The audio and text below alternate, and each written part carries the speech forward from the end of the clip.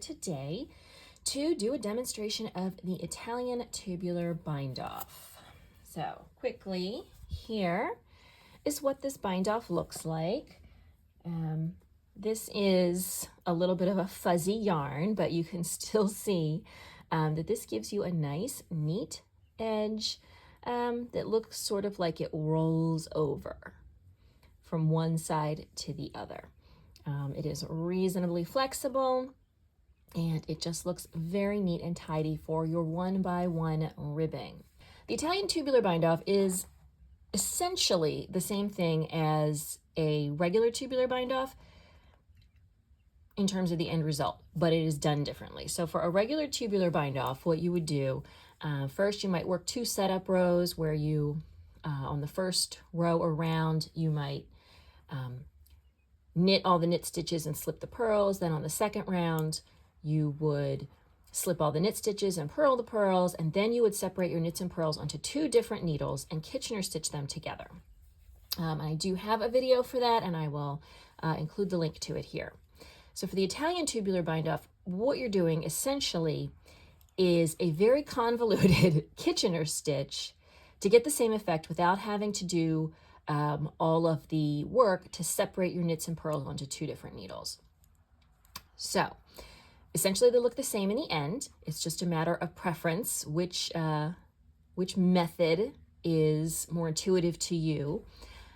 Personally, I think that for me, the regular tubular bind-off looks a little bit neater just because the tension is more even for me, because I'm just doing a standard Kitchener stitch and it's less fiddly. So I personally think that looks neater for me, but your mileage may vary. So let me get rid of a cat at the door and then we'll get started. All right, let's see if we can do this with Pollyanna over here. All right, so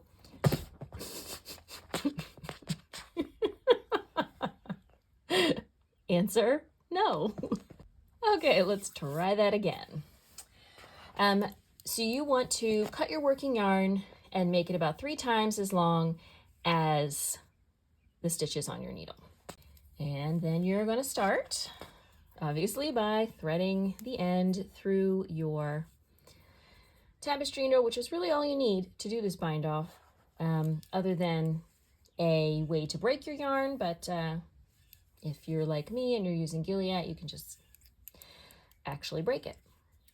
All right, so there are 2 setup steps, and then you will repeat the same 4 steps over and over until you get to the end. So, like I said, this is kind of a very convoluted Kitchener stitch. So first, you are going to insert your tapestry needle into the first stitch and pull the yarn through. And of course, at first, you're going to have quite a lot of yarn, but you're going to leave the stitch on the needle. And then the second step gets a little fiddly, but you are going to insert the tapestry needle into the second stitch as if to knit. So to do that, you bring it to the back, you insert it between these 2 stitches, like so, and then you insert that tapestry needle into that second stitch as if you're going to knit it. So then it's going to poke back out in the back, and then you pull your yarn through. Okay, so that's the 2 setup maneuvers, and now for the rest of the process, we'll just repeat the same 4 steps over and over. So we're going to insert the needle into the first stitch as if to knit, and pull that stitch off the needle and pull that yarn through.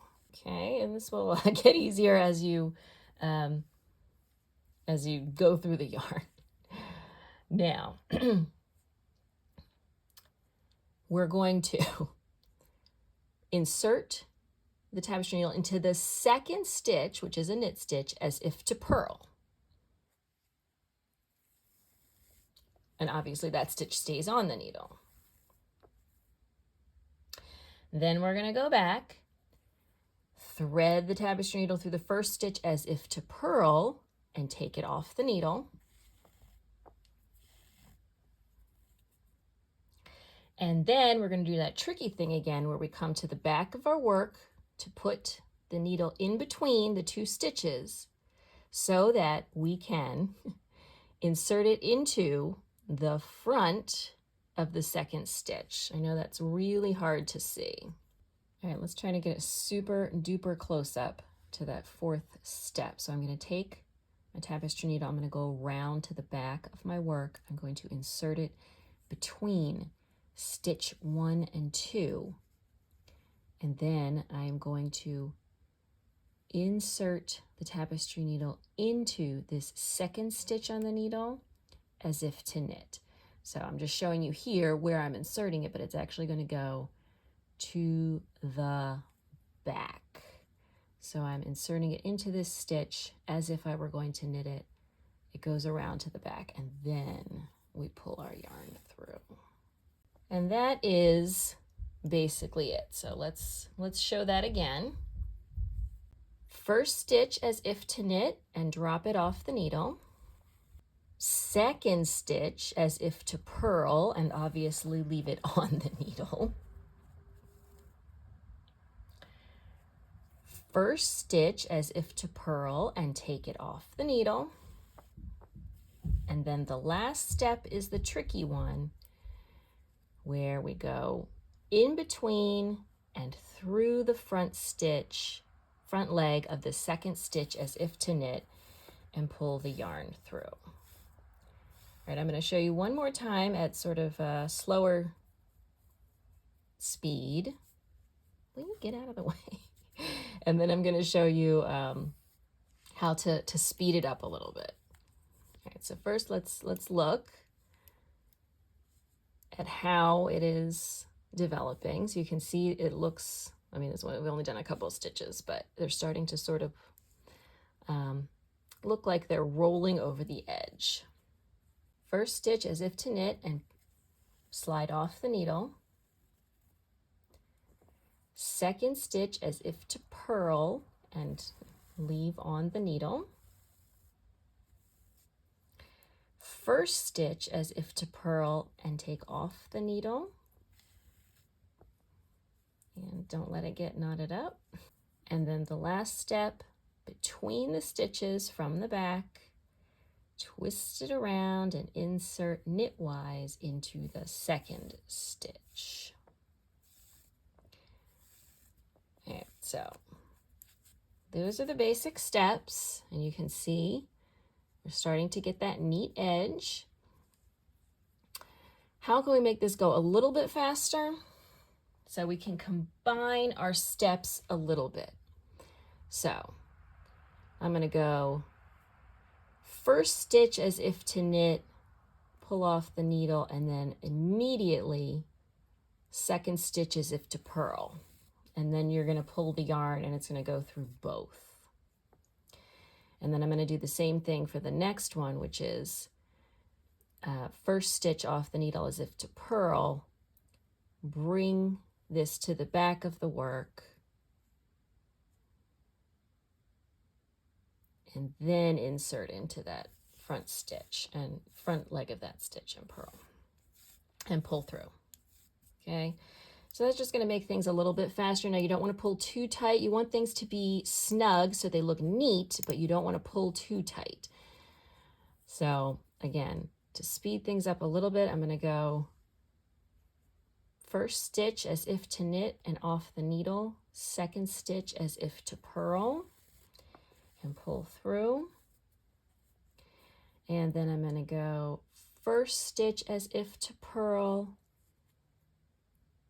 back of the work, second stitch as if to knit and pull through. Okay, and there you have it. Those are the basic steps for the Italian Tubular Bind-off. You can see, now in this case, I happen to have had a twisted rib that I just was pulling out and decided to use it for this demonstration. So it is going to look a little bit neater if you are working on a regular 1x1 rib and not a twisted rib. So that stitch is not going to look, because these knit stitches are twisted, they look a little bit tighter than the edge stitches. You can certainly use this bind-off for a twisted rib. I just think it tends to look a little bit neater on a regular 1x1 rib. You can also try, if you are working on a twisted rib, consider on the last round before your bind-off, not twisting your stitches so that there's just not quite so much contrast between the way that your bound-off stitches and your twisted stitches look. But ultimately, it still looks very neat and tidy, no matter what option you choose. So you are just going to repeat those steps until you get to your last 2 stitches, and then you are going to do whatever the remaining 2 steps in your sequence are, and you'll be done. You can do this basically the same way, whether you are working in the round or flat, which is really nice. Now, you will, when you are working in the round, probably end up, sort of with a little bit of an unevenness at the joint, and then you will just resolve that by weaving in your end and tying that part up. All right, so that is it, the Italian tubular bind-off, sometimes called the Sewn tubular bind-off, or probably a million other names, but it is essentially a neat and tidy bind-off for 1x1 rib that is visually the same as a traditional tubular bind-off, but just worked in a different way. So as I said, which one you prefer is really just up to you and what you find more intuitive. I will include sort of a written guide to the steps in the description box down below for those of us who prefer to have some written instructions to go with our videos. I hope you found this tutorial useful. If you did, please give it a thumbs up. Don't forget to subscribe to the channel. New videos every Saturday, mostly about knitting. Thank you again for joining me, and I will see you soon in another video.